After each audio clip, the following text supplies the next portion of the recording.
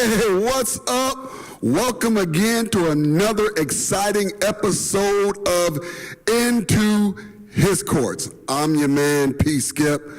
I got my guys with me, T-Mac. Hola. Chili Will. Gracias, amigo. All righty then. So check this out, y'all. Y'all know what just happened. All-Star Weekend with the NBA, baby. Yeah, that's why I got on my all-star attire, because you know what I normally have on. Yes, indeed. yeah. You know, Representing in honor of the All-Star the whole Weekend day. and the role that the Milwaukee Bucks, the best team in the world, best record, Amen. and Giannis being the captain and Coach Right. Bud being the coach and so on and so Yep. forth, I thought I'd wear some all-star gear. So here's what it looks like. The Freak Squad against the King in his court. You got LeBron against the Greek Freak. And, you know, I even thought about, this is the first time that they've done just a televising the picks. Who you picking? Yeah. It's gotten so serious. And I do love this new format. I do Yes. love this format that guys that you don't normally play with, you could play with, or guys that you may not want to play with, you don't have to pick. Right. You know, so it really puts the players more in control than the voters and the league. But I was thinking about the Greek Freak, and he kind of puts me in mind of the story of David. Okay. And how he was drafted 15th overall, and very few people knew who he was, and that was in 2013. Let's just be honest. When they said, we're picking Giannis Antetokounmpo, I was like, who? We all were. I wasn't, but Okay. I had a little inside Most of us scoop. would. Yeah, had a little inside scoop because I had, at that time, John Hammond was the general manager. And John Hammond and I are pretty good friends. And a few times he had gone over to Greece to check Giannis out. And he and I had conversations prior to him going and when he came back. So I was kind of familiar with, they were interested in Giannis. Gotcha. Now, I'll be honest. I never even heard of him, and I'm going, are you kidding me? Did you really pick this dude? Yeah. When they said Giannis, I was like, boo! Plus, he wasn't even in the highest league over where he was. No. Right. He was in like the B league. Like he was on the JV squad. And he was a young kid, you Yeah, know. It kid. seemed like it was a wasted pick at that particular time. No but doubt. hindsight is 2020. We see it definitely wasn't a wasted pick. No. Might have Right. been the steal of the draft. Yeah. I think it was, considering the 15th pick is now the captain of the All-Star team. That's it. And has potential to be the MVP of the league this year and a bunch of years going forward. Oh, yeah. Yeah. When you look at the load that he's carrying, some of the people who are in contention for the MVP have a lot better supporting cast Agreed. than what Giannis has. Agreed. And guess what? That don't make Giannis no difference. He still got his team number one in the NBA. And all of those MVPs, he's gone to them and said, you know what? Take this L. Right. Over the course of the season, it's been really, really impressive. I mean, the thing for me in watching even his development has been the fact that he went from, you know, this teenage kid just coming into the league, you know, glad and appreciative to be on this big stage, and has taken quantum leaps in terms of his production. I mean, the biggest thing that I, just personally watching him would always say, well, hey, man, he doesn't have, the mid-range jumper or the long-range jumper, and is he going to be able to be consistently productive with that major seeming Achilles heel? But it seems like his superior athleticism, grit, determination is overriding even that, to the point to where I don't even know if I can even say that is a weakness anymore. When you're averaging 27 points a game and close to 13 rebounds, you got to give a joker his props for doing what he does night in, night out. One of the things about Giannis that's talked about a lot is his athleticism, hence the name Greek Freak. But the thing that's often not talked about is his basketball IQ. Yeah, no doubt. He is not just a basketball player, he's a playmaker. Yeah. He make plays offensively, defensively, rebounding, outlet, pass, assist, great steals. His basketball IQ and his sense of the court and the game is at a very high level. And I'm going to give a little contribution to that, Okay. that early in his career, he was coached by Jason Kidd, Okay. who really was the king of that type of court awareness and sense. Yeah. And I think that contributed to his development. I would have to agree. I would have to agree. Do you think that moving forward with, Coach Bud and this, newer style, that the foundation that was assisted in being laid by Coach Kidd will continue to help him propel even further? And if so, what are our chances in this so-called small market of keeping a literally all-world player? I think the greatest thing we could have done was help him to fall in love with the city. And I think that's the one thing he's done. He said, I love Milwaukee, and I don't plan on leaving. Okay. And the fact that we got him for a whole lot less than what he was worth says a whole lot about how he feels about, I can still eat, get some other players in here to help me still win. And I not miss anything, I not lose anything, and we can make this happen here. And, the fact that he is not just a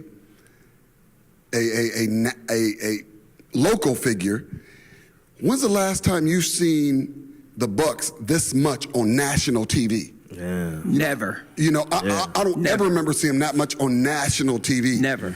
And he also has international appeal. Yeah, for sure. Which we haven't had a player that's had that ever that I can remember of. Yes, we haven't. either. We haven't. And another thing that's real good about Giannis being here is that because of where he came from in his humble beginnings, he has a sense of loyalty and a sense of family. Right. So he's not, and this may not be the best word to use, but he's not tainted by American culture, which says that everybody got to have the biggest, shiniest toy or piece of equipment or home or car. He's not tainted by that. So Hollywood and New York and all that isn't something that he aspires to because it's not part of his culture. Gotcha. So his humility does not necessitate having to have all the bells and whistles to validate his value, his worth, his sense of self. Exactly. He got that from his family. Gotcha. It was funny when I thought about him, when we first got him and where he is now. Like I said, David came into mind. And if you read over in 1 Samuel chapter 16, verse 7 says, but the Lord said to Samuel, do not look at his appearance or at his physical stature, because I have refused him. For the Lord does not look and see as man sees, but man looks at the outward appearance, but the Lord looks at the heart. And I think one of the things that just looking at his outward appearance, we wouldn't have chosen. No. Yeah. I mean, because you see them 7-footers all the time. Great. 7-footer from, overseas, whatever. But somebody saw something on the inside of him that was beyond what he was bringing to the table from his looks. Because if you looked at him, he was not an opposing figure.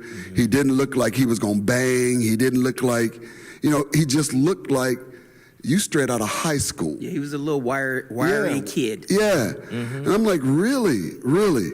But as it ends up being, if you keep reading on in the Bible there, David ends up being the king. Yeah. Yes.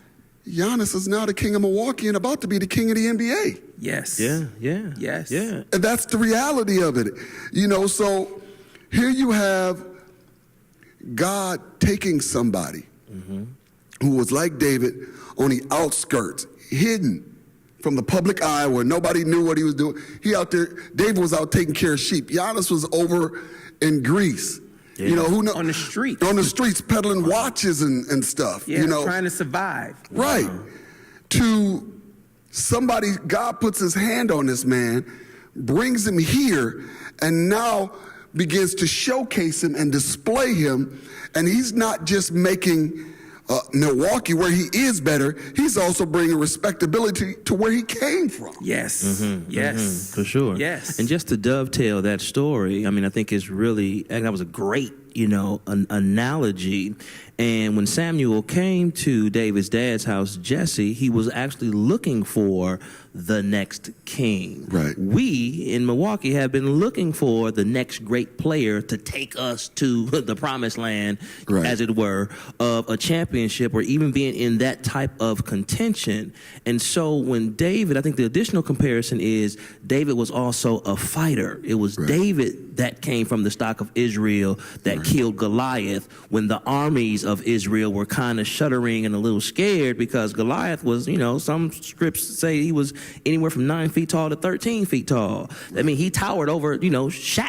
You know what I'm saying? So a very imposing Yeah. fellow. Yeah. So Dave, the fighter, had something in him Right. that was, hey, I'm coming to you in the name of the Lord of hosts. I'm finna whoop you. And why y'all letting this cat talk trash to us like Right, that? right. Giannis, early in his career, when he got a hard foul from, I think, one of the Bulls players, maybe Mike Dunleavy, came back down and showed some grit. He gave him a flagrant foul, Yeah. but it Right. showed hunger and fight. Right. And now we're looking to Giannis and that internal, fortitude to really help us burgeon into the Right. next level of the upper echelon of Right. the NBA. So I think that analogy was really, really. And wasn't that the on first point. game he was kicked out of? Yeah, Yeah. yeah. And wasn't that like the only game he was kicked out of? Yeah, Mm-hmm. yeah, and when we all saw it, we didn't understand it. Right. We didn't like it. We I thought cheered that it. was foul. Yeah. I cheered We it. thought it was foul. But Giannis was laying down the gauntlet. Yeah.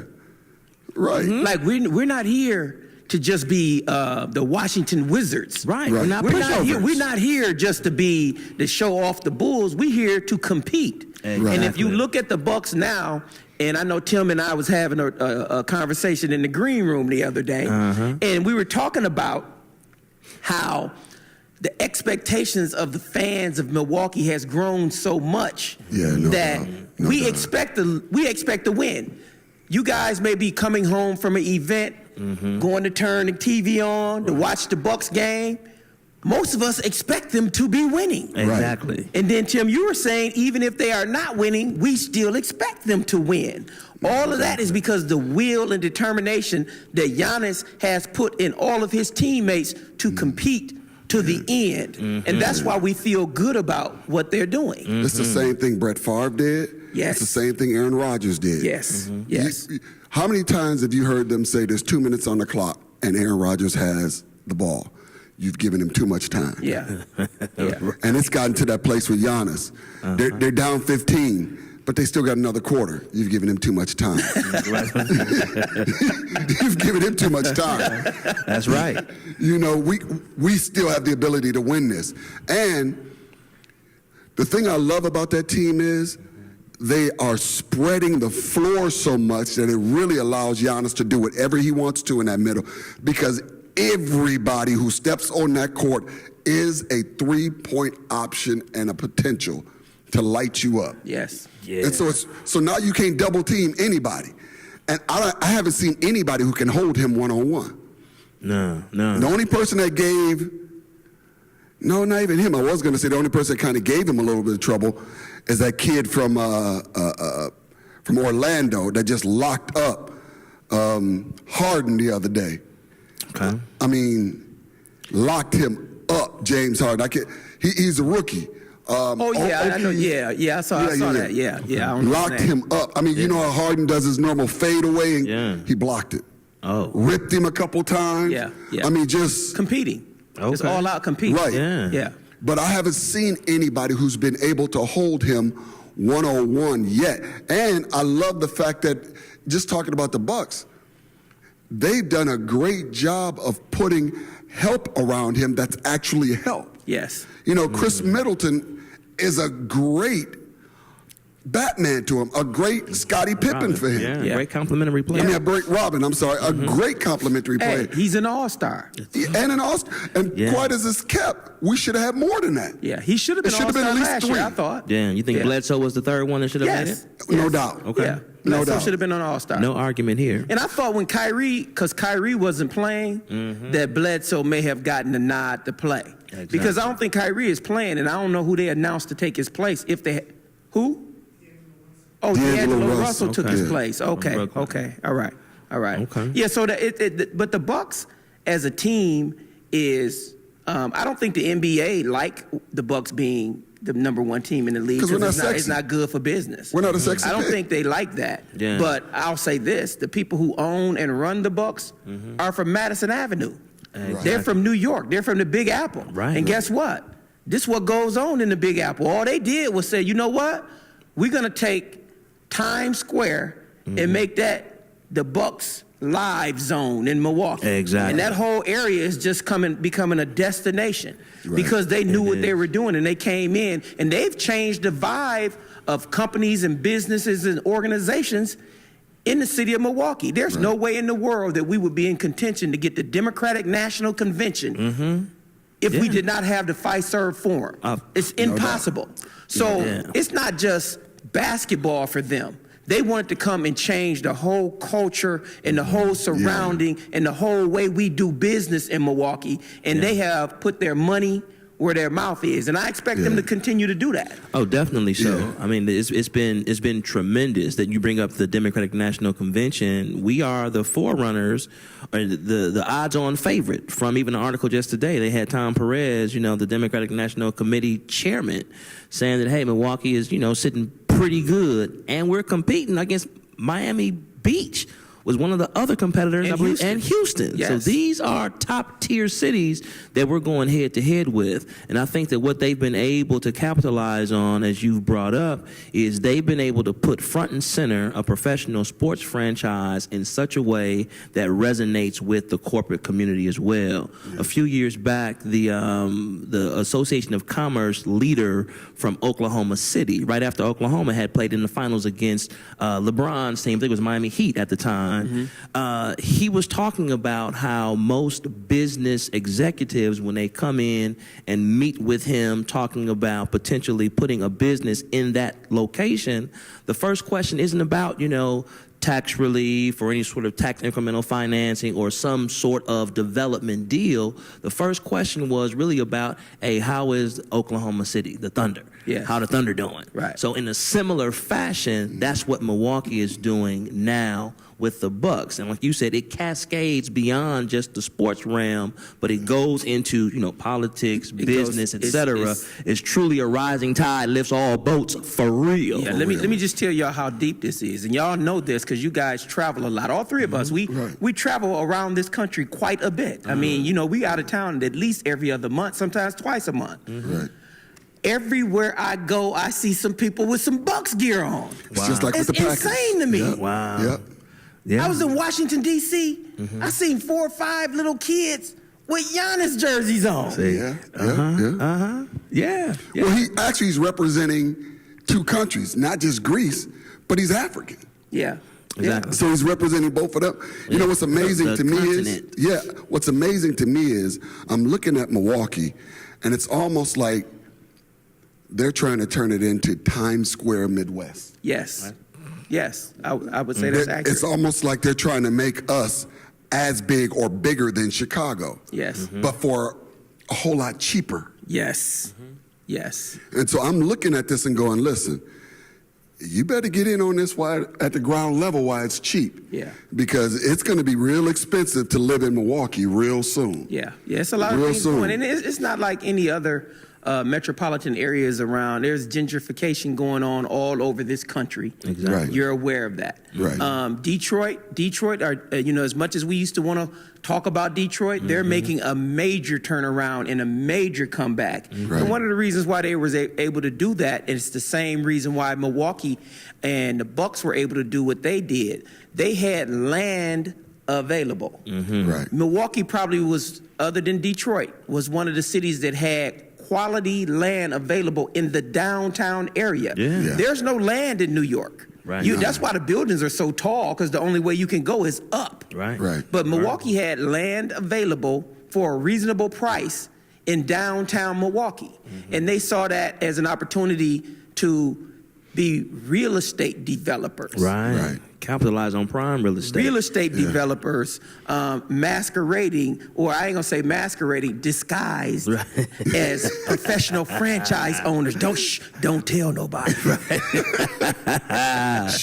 And y'all don't say nothing either. Y'all don't say nothing either. It's been a major boom. Matter of fact, with that, that downtown area and the availability of the land, it was really near the central business district as well. Remember, years ago, there was a client that I was working with that was in from the Philadelphia area, working with Clear Channel, doing some advertising and digital billboards in the airport. And we were meeting, with county board members at the time. And I remember driving back, and we were coming downtown, and the former Park East Freeway land, it was vacant. Our Department of City Development director called it the Penguin Hotel or Seagull Island or something like that. He had a real kind of, derogatory nickname for it because there was nothing there but seagulls and blight. And this executive was asking me, well, hey, Tim, what is all this open land mass? And I'm like, well, we had a, Park East Freeway that was there. It was torn down because we have Lake Michigan to the east. We were landlocked, so couldn't go any further. This was an opportunity to develop or free up some more developable land that had not, come to fruition yet. But, we're keeping, our hopes up that sometime soon something will come about because we've had some starts and stops on this land. Fast forward to today, that exact land that you're talking about, the Bucks have a state-of-the-art practice facility, $30 million. Yes. The Medical College of Wisconsin and Frederick have a facility that's there. MATC, one of our local technical colleges, is looking to build an automotive and automation type facility there. It's booming, not to mention the commercial and residential real estate that is also coming out of the ground now, too. So it's a complete 180-degree turn, and it really does speak to, going back to your original point, that, hey, what the Bucks owners, the organization has done has really jump-started a number of initiatives and revitalization efforts here in downtown Milwaukee. Let me ask this question. Do you think we need to all go and hug and shake Senator Cole's hand and hug his neck? Oh, my God. Because had he sold it to somebody, the Bucks to somebody who was like, I'm getting them out of here. Right. This market is too small. It's not going to work here. I'm not going to make any money here. He made it his effort, his mission. The Bucks are not leaving here. He demanded that as a condition of the sale of the team. Right. What if, Milwaukee owes a grip to him. A grip to him. Well, because had the Bucks not been here, all the stuff that we're seeing downtown, we wouldn't be seeing life down there. We would start looking more like the old Detroit than we think. Man, we would have been racing.